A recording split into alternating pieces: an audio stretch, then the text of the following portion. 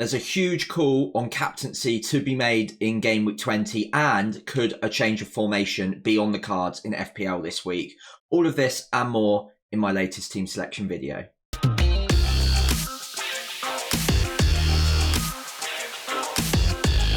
Hey everyone, Sam here, otherwise known as FPL Pricey, and today we're going to be getting you set up for Game Week 20 with my team selection video. So just a quick recap on how Game Week 19 went. It was a very small green arrow for me. It didn't make up the damage from the previous week. Obviously, I was around 200k, got dropped all the way back to 450, and I'm working my way back up now. So a little green, but hopefully we can put together a few in a row now and rebuild where I was a couple of weeks ago. The goalkeeper, no points from Leno. Very, very disappointing, especially with Turner's 3 points on the bench there. In defence, I brought in Trent Alexander-Arnold on with my free transfer this game week for Simicast. Obviously, that went really well. Despite the yellow card, still got 3 bonus points. He's now the joint top bonus point scorer in the game, so very happy with that transfer. Porro and Son last night getting an assist each did help, and I think that was what tipped me over into a green arrow. Obviously, Salah blanking as captain was very frustrating. No other returns in my midfield. And then up front, Darwin Nunez finally getting his goal, and a very well taken goal at that against Burnley.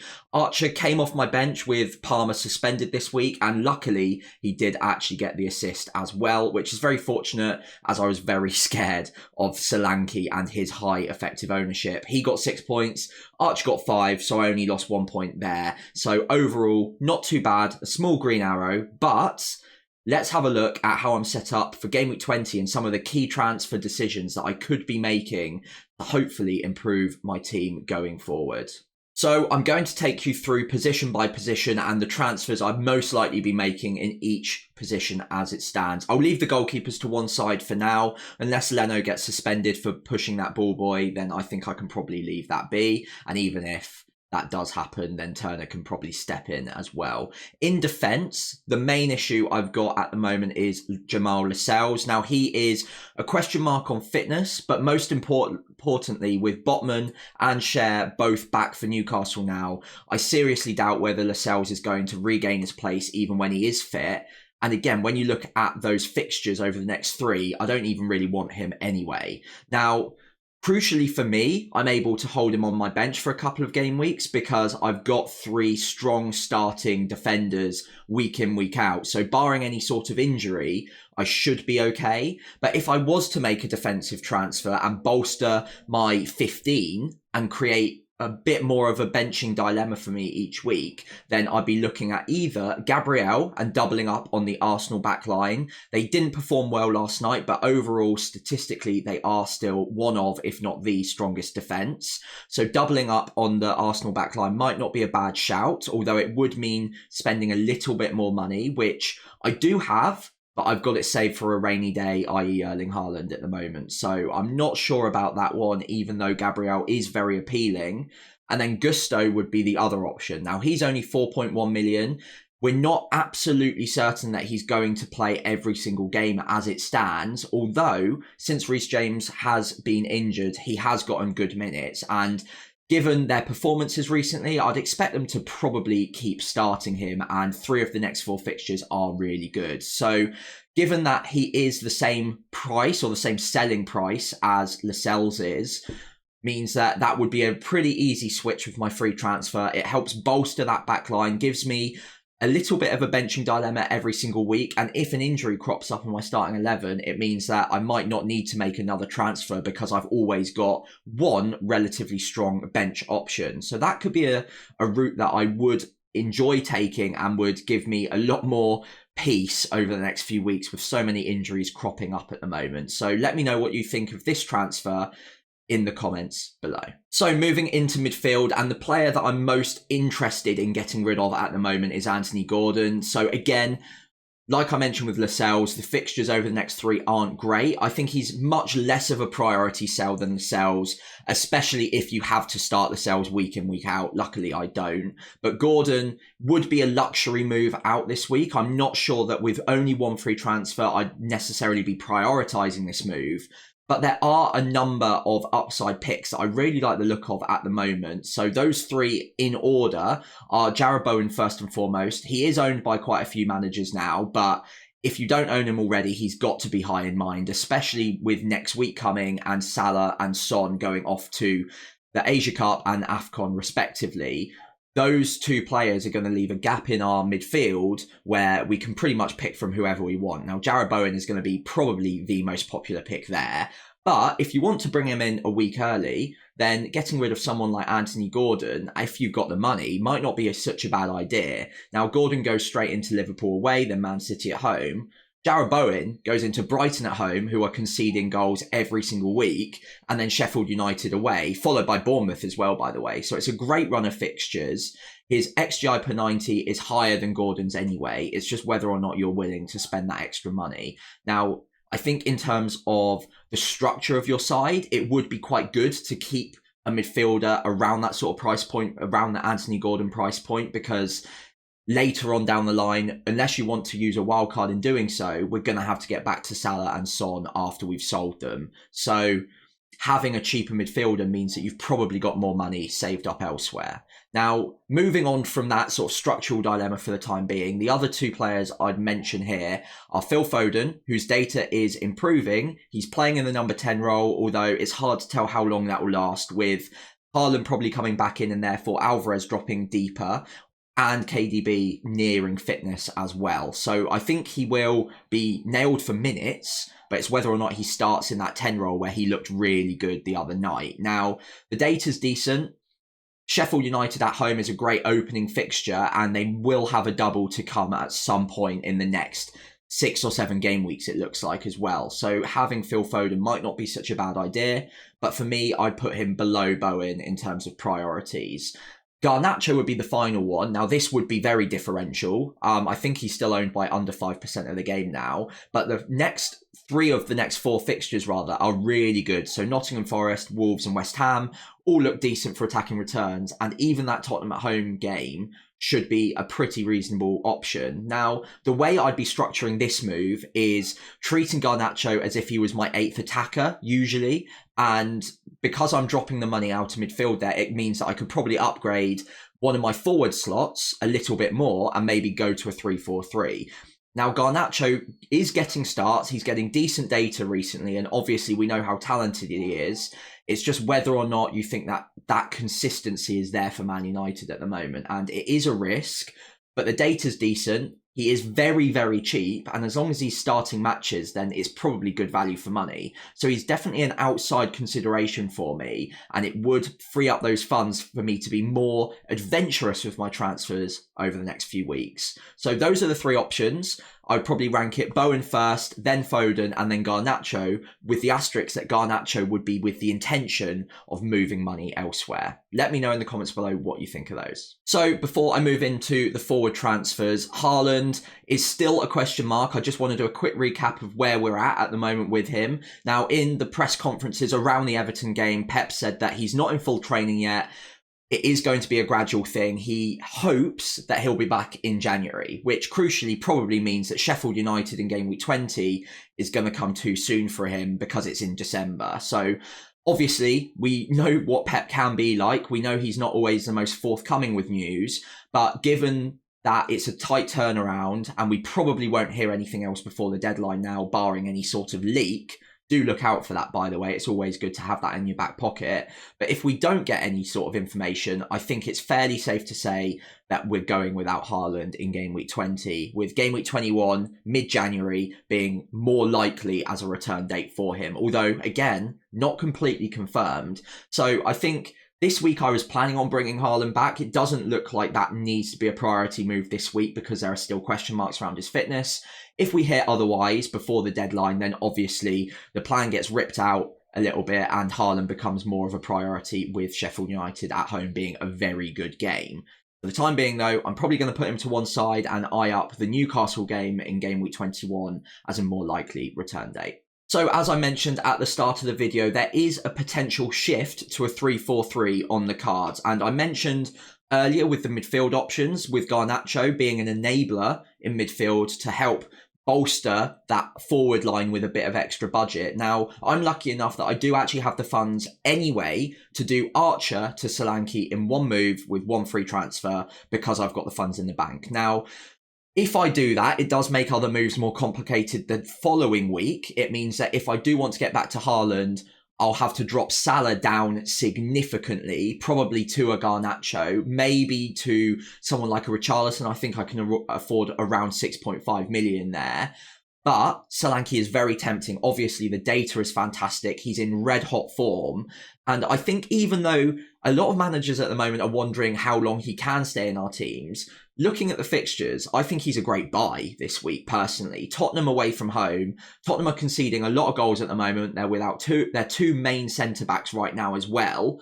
And I really don't see that as a problem for Solanke or Bournemouth, who are in great form at the moment. That doesn't necessarily mean they'll win the game. Tottenham are obviously a very good team, but all we're looking for here is goals. And if Solanke can bag 1 or 2 against Tottenham, which I don't think anyone would be massively surprised by, then he's going to be a very valuable transfer in this week for me. Liverpool next week as well. I wouldn't be particularly scared of that. Liverpool are a decent defence, but again, a talismanic striker can score against anyone. And if Bournemouth are going to score, it's more likely to be him than anyone else. So I really wouldn't be worried about moving in Solanke this week, and definitely holding on to him if you can. And I think getting a 3-4-3 is probably the most likely route to ensure that you are able to hold him through the next patch of fixtures. Now, Watkins is a little bit out of nick at the moment, but I would still definitely hold him. Haaland's probably going to be the other main striker that we're going to want him soon. So that means that there's only one other slot left. And if you're playing a 3-5-2, then you probably can't move in Solanke anyway. 3-4-3 could be the solution to that. So if you move that way, especially with Salah and Son both leaving our teams next game week, having 3 up front could be a pretty interesting route to take, because you don't need so much money saved up in midfield with those 2 big hitters going to AFCON and Asia Cup. Now, I think overall, I do like this move. It just makes things a little bit tricky in my team in particular. So I'm cautious that doing this makes moves next game week a little bit tighter, especially with that Salah to Haaland switch. And I'm not sure switching to a 3-4-3 this week is necessarily the wisest play for me right now, although he's definitely high in mind, and I'm very jealous of anyone who owns Solanke at the moment. I think this is probably the most difficult captaincy decision I've had to make all season, because there are 6, possibly even 7 very, very strong candidates, and there's 1 or 2 that haven't even made this matrix this week because I simply just don't have space. Now, opening up the conversation, Salah is going to be popular. He's obviously very highly owned. It's kind of the simple move to just put the armband on him because his data's really good. He's obviously getting a lot of returns. He's on track for a 280-point season. Obviously, he goes to AFCON, so he won't quite be maintaining these sort of numbers because he'll be missing a few game weeks. But he's on for an absolute scorcher of a season. Newcastle at home is red on the ticker, but I think we can all agree that that's probably a bit of a red herring at the moment. Newcastle are a good side defensively, but away from home, they've been struggling recently. They're not in the best nick right now, so Salah could be a really good option there. The matchup's not bad. Obviously, it looks like he'll be going directly up against Dan Burn, so it's whether or not he can get the best of him down that right flank. Now, I think whilst he's going to be maybe the safe option, he'll probably be the highest effective ownership of the lot. I really think there's an opportunity this week. If you don't fancy him against Newcastle and you think Newcastle are going to raise their game after a 6-day break, which they haven't had recently, they're going to be able to recover a little bit. Hopefully they'll be a bit fresher. I think there is an opportunity here, if you don't fancy that as a captaincy option, to have a look elsewhere and really attack the fixtures here. Now, I'm not saying that's necessarily what I'm going to do, but my gut is going to come into it on this one. And I think you can easily make an argument for any of these other captains to be as good, if not better than Salah. So for me, it really is a gut call, and you can't go wrong in terms of the decision making. It's just the outcome might be quite noisy. So moving on, I think Son on paper is a good captaincy option. And when the game reloaded, he was the first player I put the armband on just out of instinct. But Bournemouth have been very, very good recently. Even defensively, they've been a lot better. And Son playing out on the left now probably isn't as good an option as he has been in the last few game weeks. Now, he is still going to be a decent captaincy option. I don't think the masses are going to be going for him, so I'd expect his effective ownership to be a tick under 100%. And personally, for me, there's just something about this matchup that I'm not loving the look of. I think he'll do well, but I think there are options elsewhere that I would prefer to go with over Son. Now, moving on, one of those options is Ollie Watkins. Now, yes, it's 1 return in 5 games for him, but if anything, that just makes me more tempted to go for him because I think a lot of people are going to overlook him this game week.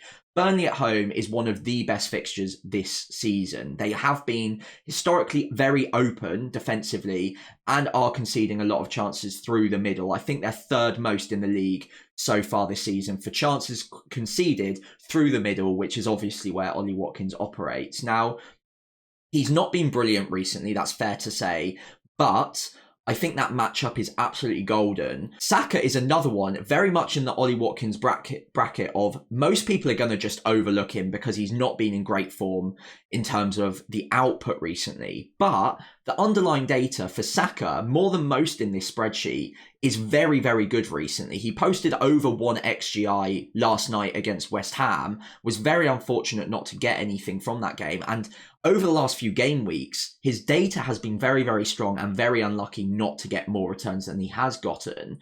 So I think that Fulham game is going to be massively overlooked as well. So if you fancy Arsenal to do well in that game, I wouldn't put anyone off of going for Bukayo Saka. Again, the ownership will be probably a smidge under 100%, so you will get an advantage just by owning him. But I think he's been very unlucky recently, and I've just got a sneaky feeling he performs well against Fulham in a London derby. I think Arsenal raised their game a little bit, and like I said, the data of the players that are probably going to start this game week is up there with some of the best. So I really like Saka as an option. Moving on to the next one, Haaland is on this spreadsheet, and obviously the data is absolutely fantastic. I think that Sheffield United at home fixture, whether it's Haaland starting or Alvarez starting, so this could be applicable to whichever one gets that starting role this game week. It is a good fixture. Obviously, Sheffield United aren't the best defensively, but I'm not sure about the matchup being the best. Now, Alvarez in particular looks more likely to start that game. Obviously, he's only scored 1 goal since game week 9 anyway. And Sheffield United are doing quite well at nullifying that centre-forward slot against them. So there aren't many strikers that have gone and played Sheffield United and actually performed really well recently. It tends to be players on the cutback from wide areas that are benefiting most and scoring the goals, getting the chances against Sheffield United. The matchup of a striker against Sheffield United hasn't been the most profitable for us in our teams recently. So there's just something telling me that it might not be the best idea to go for that captaincy option for Alvarez, for instance. Obviously, Haaland's data is much better, so if we get news that he's fit, then maybe we can look at him instead. But again, something's just telling me that it's an opportunity to look elsewhere this game week, despite the fact that obviously Sheffield United are a poor team, Man City are obviously a very strong team. There's just something telling me that it might not be the best option this game week, given that sort of matchup. The final option I'm recommending today is Jarrod Bowen. Brighton at home. Again, it's yellow on the ticker, but Brighton have conceded in every single game so far this season in the Premier League at the very least. So I do like that as a matchup. Bowen's data is good. So I think, again, a differential option for sure. But again, because it's a split crowd, there is an opportunity there. You could go for someone like Jarrod Bowen, or one that didn't quite make the spreadsheet this week is Cole Palmer. Obviously against Luton. Luton's data isn't fantastic. Palmer is probably going to be on penalties. His data's pretty decent. Could be another very, very differential option. Overall, though, I think for me, it's probably a heads up between Salah, Watkins, and then probably Saka is creeping in there as well for me. And I'm going to have to make a late call on which one I prefer. Please let me know in the comments below which player you're most likely to put the armband on this game week. So finally, here is my lineup for game week 20 as it stands. I've got 3.4 in the bank and only 1 free transfer. So I think the most likely play is that I roll the transfer. So I have 2 next week and I can deal with the Haaland issue without necessarily needing to take a hit. Now, Darwin probably therefore survives a game week. Newcastle at home. isn't an amazing fixture as we've already discussed, but I think that it's not terrible. He's most likely to start the game now. And again, I don't really want to narrow my horizons by making a move this game week and therefore needing to take a hit next week, especially as Darwin is probably going to be replaced by Haaland next week anyway. So any move that I would make to sell him would be very, very short term. Now, elsewhere in my side, Arsenal at home for Leno. I'm not expecting anything there. Maybe a few save points if I'm lucky. Saliba against Fulham away from home, absolutely fine. Porro and Alexander-Arnold, Newcastle and Bournemouth respectively, not too bad at all. Absolutely fine with that back three. Moving into the midfield, I've currently got the vice captaincy on Salah, although as I've already discussed, that is definitely not locked in. Son against Bournemouth, Saka against Fulham, Luton for Palmer, and Gordon, crucially, is starting at the moment against Liverpool away from home, which is probably the other thing which isn't ideal in my starting 11 as it stands. That being said, though, Liverpool do concede chances. Trent will bomb forward down that right flank, so maybe Gordon can benefit from that and get in behind on the break, perhaps. So I don't hate it as an option. And obviously, they've had a little bit longer to rest this game. So hopefully they'll be back a little bit more to what resembles a full-strength Newcastle team. Watkins is the one with the armband at the moment. As again, I've discussed, it's certainly not locked in. It is going to be a coin toss between Watkins, Salah, and then maybe Saka can squeeze in as well. But I think overall, I'm pretty happy with my starting 11 this week. For the first time in what feels like forever, I don't need to make an injury transfer to my lineup to ensure that I've got starting 11 set, which means that maybe I should take this opportunity to roll the free transfer. So maybe I can make some more adventurous moves next game week, especially as both Salah and Son are both going to be off at AFCON and Asia Cup respectively. So having two free transfers, especially with the Haaland issue still needing to be sorted out, could be really helpful for me. So that is my team selection ahead of Game Week 20. The captaincy is still very much up for debate, but hopefully my extended captaincy matrix today has given you more of an idea of where that might be going in your team. In the meantime, please do let me know if you've got any questions ahead of the deadline you'd like me to investigate. And of course, if you could leave a like and subscribe to the channel, that would be really helpful and obviously means that you won't miss out on any future content either. I wish you all the best of luck in Game Week 20 and I look forward to catching up with you again as we start looking forward to Game Week 21 next game week.